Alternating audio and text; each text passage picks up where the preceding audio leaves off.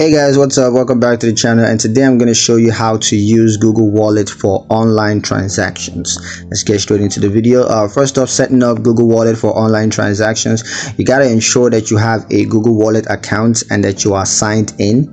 And then you just want to add a payment method. That could be a credit or debit card, or it could be bank account. Just add that to your Google Wallet and then enable Google Wallet for online transactions in your account settings. And once that's done, you're going to be able to use Google Wallet for online transactions. Now, when it comes to making online transactions with Google Wallet, what you want to do is to just select Google Wallet as the payment method at checkout. Now, just sign into your Google Wallet accounts to authenticate the transaction, and then confirm the transaction details, including the payment method and the amount, and then just authorize the transactions by tapping pay, or by entering your PIN. So when it comes to using Google Wallets with online merchants, what you want to do is to look for the Google Wallet logo at checkout to ensure that the merchants they accept Google Wallet payment, and then just select Google Wallet as your payment method at checkout.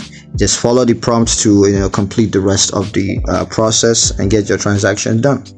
So yeah, that's pretty much it for the video, guys. That's all I got for you.